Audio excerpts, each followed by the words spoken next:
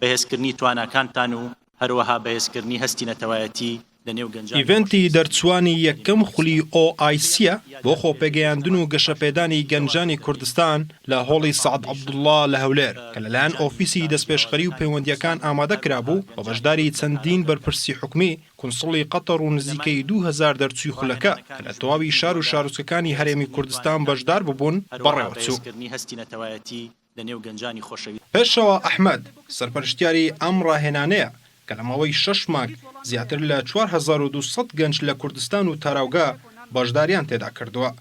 باسی ئامانجی پرۆژەی گەشەپێدانی گەنجانی کوردستان بۆ پایتەخت میدیا دەکات و وەجیالەوەش باسی گرنگی خۆشەویستی نیشتیمان و دوایین چاڵاکی ئیڤنتەکە دەکات. ئەم ئیڤنتی ئەمڕۆ ویستمان پیشانی بدەین خوێندکار قوتابی گەنج تەنها لە زانکۆ فێر بێت ئەکرێت دەروی زانکۆ شوێت فێریان بکەین کە چۆن بتوان کار بدۆزنەوە چۆن بتوانن لایەنی دارایی و لایەنی تەکنۆلۆژیان باش بکەن لەسەر پەتێک هەرێکمان خەونی خۆمانمان نووسی دوای هەمومان گرێمانیا بەیەکە کۆمان کردەوە کە نیشانەوە بێ ئێمە لە وڵاتە هەموو ئاوات و خۆنەکەمان پێویستە بە یەکەوە بڕوا ناکەمەوەی کوردێکی یا کوردستانیەکی ڕاستگۆ بێ بڵێ من نیشتیمانی ئێمە نییە بەڵام من هەستەکەم زەلامێکە ئەگەر لە ناخی خۆیان ڕاستگۆ لەگەڵ خۆی بێ ئەزانی ئەمە نیشتیمانی ئێمەیە ئێتر ئەگەر بێتاقەت بوو بێ مانایوانی ڕقت لە نیشتیمان بێ ڕقت لەو کەسە بێ کە بێتاقەتەکەی بۆ دروست کردوێت. ئایا ئاکۆ لە سلێمانیەوە هاتووە بۆ ئەوەی لە ئیڤنتەکە ئامادە بێت بە پایتەخت میدیای گوت ئەم خولە وای کرد تێڕوانینم بۆ تەواوی بابەتەکان بگۆڕێت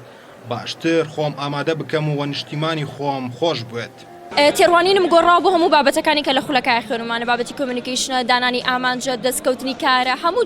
کان لە ڕێگەی و چالاکیانەوە کە کردومانە توانێتی بە شێوەیەکی باش ئامادەمان بکات بێگومان گرنگە هەموو گەنجەکە هاوسۆزی هەبێت و خۆشەویستی هەبێت بۆ نیشتیمانی خۆی لەبەر ئەگەر من خۆشەویستیم نەبێت بۆ نیشتیمانی خۆم بیر لەوە ناکەمەوە کە دوو ڕۆژێکە بتوانم بە شێوەیەکی باش کاری بۆ بکەم ئەگەر ئێستام خولانەش ببینم من ئامادە بم بۆ بازاری کار ئەو کاتە خۆشەویستیەکە بۆ نیشتیمانەکەم کاتە ئەم ئەوە گەێنەکەم بە شێوەیەکی باش ئەمە کارەکانم ئەنجام بگەن.